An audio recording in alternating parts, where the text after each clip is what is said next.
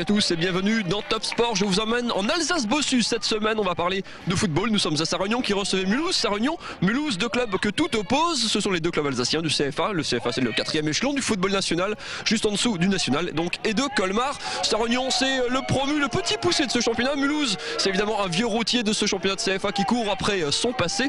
On parlera également de basket dans cette émission avec un retour sur le choc entre la SIG et Chalon. C'était samedi soir au Rhenus avec Aurélien Gasser.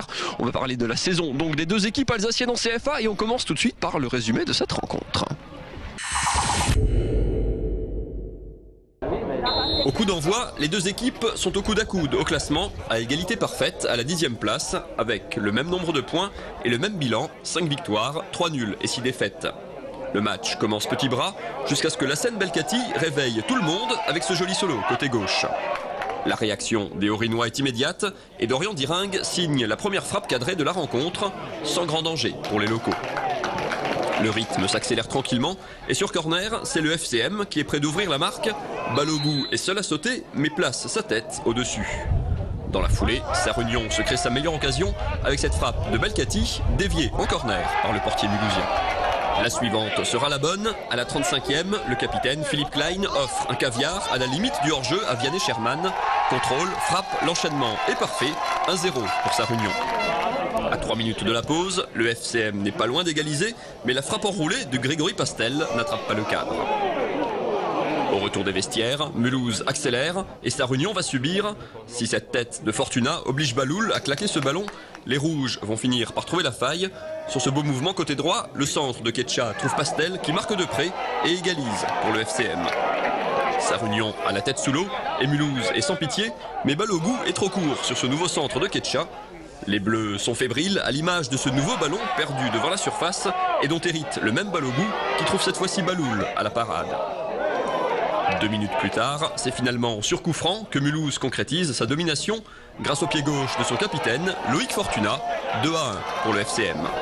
La réaction de Sarre-Union est trop brouillonne pour inquiéter les Haut-Rhinois qui pensent se mettre à l'abri à la 87e quand Balogun vient marquer de près après un bon service de Diring. Mais rien n'est fini. Dans le temps additionnel, sur une nouvelle passe de Klein, Belkati s'en va réduire le score et entretenir un tout petit espoir pour Sarre-Union. Espoir de courte durée, sur l'engagement, Mulhouse obtient un pénalty sur cette action. Pénalty transformé par Ketcha qui scelle le score, 4-2 pour Mulhouse. Au classement, les fessémistes gagnent 3 places, Sarre-Union en perd 3, mais dispose toujours de 11 points d'avance sur la lanterne rouge, Jura Sud, qui occupe la seule place de relégable dans ce groupe à 17 équipes. Et on commence cette émission toujours sur la pelouse de Sarre-Union avec Philippe Klein, capitaine de cette équipe de Sarre-Union. Philippe, match un petit peu curieux quand on mène à la mi-temps comme ça, on a l'impression que Sarre-Union n'est pas vraiment sorti des vestiaires, ça vous coûte cher en deuxième mi-temps. C'est sûr qu'on a eu une entame très difficile pendant 10 minutes, un quart d'heure où on n'était pas vraiment dans les duels ainsi qu'à la récupération du deuxième ballon. Après voilà, on a pris 2 buts, ça nous a mis un peu... On a eu un peu de mal par la suite à revenir dans le match et ça s'est joué sur des petits détails en deuxième mi-temps. Ouais. Concentration, on n'était plus dedans, quoi. C'est difficile. Il n'arrive pas moins que Sarre-Union fait quand même une superbe saison, même s'il y avait eu un bon début d'année, en plus avec une victoire là début 2012. Comment vous vous sentez dans ce championnat de CFA? On a l'impression que chaque fois que Sarre-Union monte d'une division, on s'y fait. C'est pas le petit poussé annoncé qui galère. Moi je pense qu'après il y a un bon travail de tous les dirigeants, de tout le club pour mettre les meilleures structures en place. On a eu un synthétique il y a quelques temps. Chaque année il y a des recrues, des renforts. Donc je pense que le club grandit petit à petit, mais il y a des gens qui sont en place qui font bien les choses. Après c'est sûr qu'on essaye de faire de notre mieux. Il y a du monde dans les tribunes, il y a une bonne ambiance. Voilà, donc ça se passe bien. C'est vrai que là ça va être difficile ce soir parce que voilà, perdre dans le derby, même si c'est un grand mot le derby, quoi, mais c'est voilà, on va rebondir, on joue à Amnéville, plus derby que Mulhouse presque, donc voilà quoi, on va essayer de faire au mieux. Il faut préciser que Sarre-Union enchaîne les montées, hein. Il y a 15 ans ce club était encore en division départementale, il grimpe. Ou est-ce que ce club peut s'arrêter parce qu'on a l'impression que chaque fois vous êtes bien dans la division où vous montez? Ça on verra, mais je pense que là on va pas miser sur une montée, donc on va jouer le maintien et voilà, après on verra ce que les dirigeants vont faire et comment ça va se passer, hein. Dans le foot il y a toujours des surprises, donc après voilà, on va déjà jouer le maintien, on est le petit club avec 4000 habitants, donc voilà, on sait d'où on vient, on sait ce qu'on est, on va pas voir plus loin. Pour le moment, on prend match après match, on verra bien ce que ça va donner. 4000 habitants dont 500 au stade, hein. Enfin, même si peut-être pas tous de la commune, ça donne une petite idée. Sarre-Union, c'est déjà un petit poussé en CFA2, vous êtes toujours le petit poussé en CFA, et puis pour illustrer à tel point vous êtes capitaine et trésorier du club, parce qu'à Sarre-Union tout le monde a 2 casquettes, c'est ça? Non, pas tout le monde a 2 casquettes, mais je suis comptable dans un cabinet d'expertise comptable, donc la femme, un ancien joueur a voulu arrêter, le président est venu me voir, m'a demandé si je voulais bien faire trésorier, donc j'ai accepté, voilà. Quand on peut avoir 2 casquettes dans l'équipe, comment ça se passe dans le vestiaire? Du coup, on regarde le capitaine ou on parle au trésorier du club? Non, on parle souvent aux joueurs, même pas au capitaine. On est tous des coéquipiers, tous sur la même ligne. Et après, c'est sûr qu'il y a des petites blagues qui fusent un peu plus parce que je suis le trésorier. Mais bon, voilà, c'est de bonne guerre. Ça se passe bien, il n'y a pas de problème par rapport à ça. Merci beaucoup Philippe, excellente route donc à Sarre-Union dans ce championnat de CFA. On revient ici dans quelques instants parler de la saison du FCM. On va tout d'abord tourner une page de basket. SIG Chalon, c'était le choc de ce week-end Orénus. Je vous en propose de revivre les meilleurs moments avec Aurélien Gasser. Le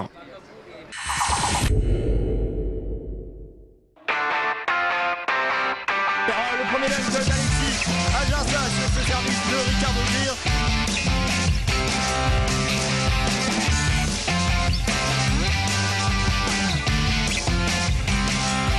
Et deuxième dunk. Et Aminou qui va au dunk. Théo Lalande, l'un des nombreux Alsaciens de cette partie. Et le contre signé Alexis Aginsa.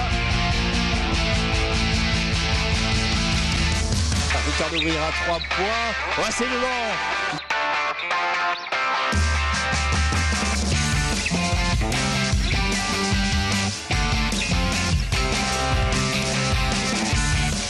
Qui va récupérer le ballon et le contre de Nicolas Dejon. La SIG termine donc ce premier quart-temps en tête, 12-11.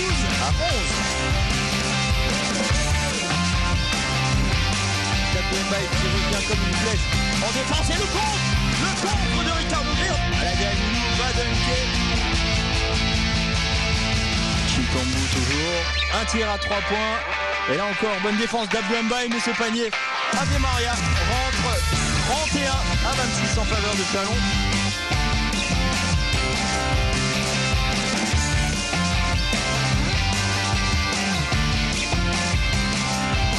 Jean-Baptiste Adolphe passe à Urigano et un contre d'Alexis Aginsa.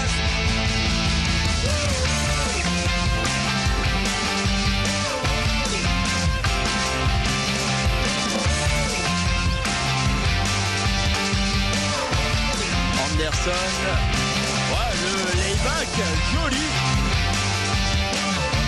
Et la passe pour Alader Minou. Et là, 68-60, les 40 semblent cuites pour les Strasbourgeois. Retour à Sarre-Union avec Laurent Crossi, l'entraîneur satisfait, j'imagine, du FC Mulhouse. Un match et une victoire globalement maîtrisée quand même.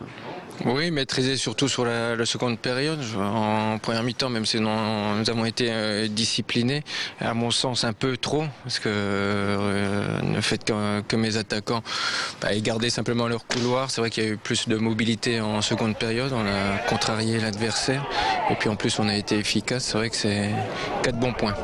Vous étiez au coude à coude avec cette équipe de Sarre-Union avant le match. Le FC remonte un petit peu en milieu de tableau. Quelles sont les ambitions de Mulhouse cette année? C'est vrai qu'on voit un petit peu entre deux eaux, un petit peu loin des premières places et puis avec une marge confortable quand même sur les équipes de queue de classement. Ça peut aller très vite dans les deux sens. À l'heure actuelle, on est sur une bonne dynamique. Les objectifs, ils sont clairs et nets. C'est le maintien dans le confort. Parce qu'il ne faut pas oublier qu'on a une équipe très très jeune. C'était un petit peu la surprise à l'intersaison de repartir finalement avec un groupe largement rajeuni par rapport à la saison dernière. Du coup, on fait quoi? On part dans l'optique de construire sur plusieurs années, de développer, de construire un groupe quelque part? Construire sur plusieurs années, c'est un peu délicat, mais je dirais donner la chance aux jeunes, les mettre en confiance, leur donner beaucoup d'informations par rapport à ce qu'est le niveau de CFA, qui est très dur et compliqué. Après, on a la chance quand même d'avoir été encadré par des garçons qui sortent de centres de formation, comme Sydney et Pasteur, Castel. Après des garçons avec une grande expérience, Gidonou dans les buts, international béninois, Sivkovic et Johansson qui sont arrivés sur le tard mais qui apportent vraiment leur contribution à la progression des jeunes. Donc toute cette amalgame pour le moment prend bien et après voilà, il faut que les garçons aussi d'eux-mêmes deviennent ambitieux collectivement et après ils auront des retombées individuelles. Il y avait un petit peu deux mondes qui s'opposaient aujourd'hui à Sarre-Union. Sarre-Union, c'est le promu, le petit poussé quelque part de ce championnat de CFA. Mulhouse, on a l'impression, court toujours un petit peu après son passé. C'est vrai qu'il y a d'autres sports qui ont pris un petit peu le devant. Quel regard vous portez sur la situation du foot à Mulhouse, dont on attend toujours le redécollage qui ne vient jamais vraiment? On attend le redécollage, c'est exact, mais il y avait une réflexion de l'entraîneur de Bourg-Péronas qui reste sur une belle dynamique, que ce soit en Coupe de France ou en championnat. Ça fait 5 ans qu'il travaille pratiquement avec le même groupe, quelques retouches à chaque intersaison. Et c'est vrai que je ne dis pas qu'on y arrive obligatoirement, mais on a plus de chances d'avoir cette réussite que de changer de groupe toutes les années. Mais après, c'est vrai qu'au niveau de Mulhouse, il y a des sports au haut niveau, donc ils nous font un peu de long, même si le football au niveau média est supérieur au volley féminin. Excusez-moi, mais c'est vrai que tous les jours dans l'équipe, vous avez 2-3 pages sur le foot. Le volley, il y a des petits un quart de page, des fois même pas. Donc c'est vrai que maintenant, il faut des résultats. Et alors, c'est la poule, c'est l'œuf. S'il faut des résultats du monde, est-ce que le monde va nous amener des résultats? Et je pense que mes garçons, voilà, ils ont un super état d'esprit. Je pense que quand on vient au stade de Lille, les voir évoluer, on peut pas partir avec des regrets, simplement peut-être un regret de victoire, mais en tout cas dans l'engagement, dans la volonté de bien faire, à chaque fois ils répondent présent. Je confirme, on a vu du rythme ce soir et puis une équipe effectivement qui va de l'avant, puis 4 buts côté mulhousien. Merci beaucoup Laurent, excellente suite de saison et deuxième partie de saison donc au FCM. On se retrouve nous la semaine prochaine pour une nouvelle émission. Vos rendez-vous sport de cette semaine, le stade de Lille par exemple, le FCM qui reçoit Belfort ce samedi. En hockey sur glace du côté de l'Iceberg à Strasbourg, l'Étoile Noire qui reçoit Gap, qui essaiera de faire donc fructifier sa superbe victoire de la semaine dernière. C'était contre Rouen. Et puis le retour du championnat de handball après le championnat d'Europe. Retour au championnat pour Célestat qui reçoit Toulouse samedi 20h à Célestat. On se retrouve nous la semaine prochaine. N'oubliez pas le site internet d'Alsace 20 pour revoir cette émission et toutes les autres, www.alsace20.tv. À la semaine prochaine. Bye bye.